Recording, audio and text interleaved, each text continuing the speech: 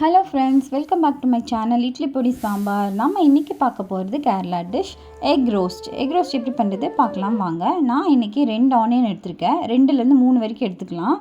அதை இந்த மாதிரி நீட்டமாக கட் பண்ணிக்கோங்க. அப்புறம் ஒரு கடாய் எடுத்துக்கோங்க. அதில் தேங்காய் எண்ணெயில் தான் பண்ண போகிறேன்.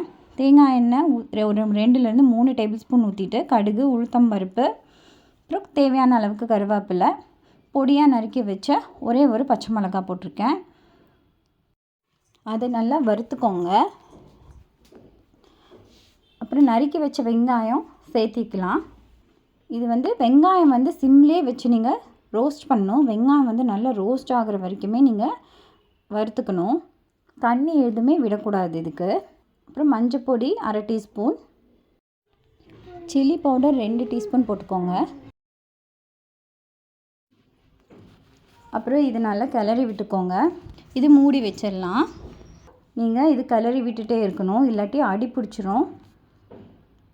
நான் ஒரு தக்காளி எடுத்திருக்கேன். அது இப்படி பொடியாக நறுக்கி வச்சுக்கோங்க. வெங்காயம் நல்லா ஹாஃப் குக்குடு ஆகணும்.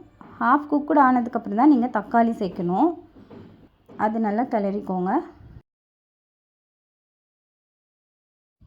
உப்பு போட்டுட்டு இது கிளறி விட்டுட்டு மூடி வச்சுருங்க. இந்த அளவுக்கு வெங்காயம் தக்காளி குக்கானதுக்கப்புறம் நீங்கள் 1/2 டீஸ்பூன் பெப்பர் பவுடர் சேர்க்கலாம். அப்புறம் அது நல்லா கிளறிக்கோங்க. அப்புறம் நான் 4 எக்கு எடுத்திருக்கேன். 4 எக்கு சேர்த்திக்கலாம். அதை இந்த வெங்காயம் தக்காளியோட நல்லா மிக்ஸ் பண்ணிடுங்க. நான் ஒரு நிமிஷத்துலேருந்து 2 நிமிஷம் வரைக்கும் மூடி வைக்கிறேன். பாருங்கள், இதில் வெங்காயம் தக்காளி அந்த எக்கு நல்லா சேர்ந்துருக்கு. இந்த அளவுக்கு இருக்கணும். கொத்தமல்லி சேர்த்து இறக்கிடலாம்.